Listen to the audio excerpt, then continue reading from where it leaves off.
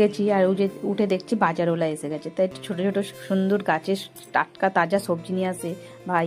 তার থেকে নিয়ে নিলাম টমেটো আর বেগুনটা, আমার খুবই লাগবে ওই জন্য টমেটো বেগুনটা নিয়ে নিয়েছি।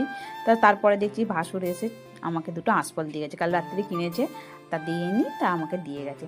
তা সব কিছু কেনে আমাদের দিয়ে যায়। তা আমার বড় আবার বাজারে গেছিলো, তাজা তাজা সব সবজি নিয়ে এসছে দেখো। আর সবজিগুলো বেশ হেভি চকচক ঝকঝক করছে, বেশ ভালো লাগছে দেখে। তা সব একটা একটা করে গুছিয়ে নিচ্ছি। তা ধনে পাতা তো লাগবেই, সব থেকে ফেভারিট ধনে পাতা। আমি বেগুন কিনেছি, ও বেগুন কিনেছে, আমি টমেটো কিনেছি, ও টমেটো কিনেছে, কিন্তু আমি একটু ছোটো ছোটো দেখে কিনেছি, ও একটু বড় দাবড়া দাবড়া কিনেছে। মাছ মাংস চিংড়ি মাছ সব একটা রেডি করে দিচ্ছে। আবার মাংসটাকে আবার ভালো করে স্পেশালভাবে ধুচ্ছে, বাপরে বাবা যা সুন্দর করে ধোবে না, তোমাকে পুরো সাদা করে দেবে। তা যাই হোক ভালো করে গুছিয়ে দিচ্ছে। তা আমিও বলছি ভালোই হয়েছে, গুছাক না, আমার তো ভালো আঁশটানি গন্ধটা ছাড়বে না হাতে।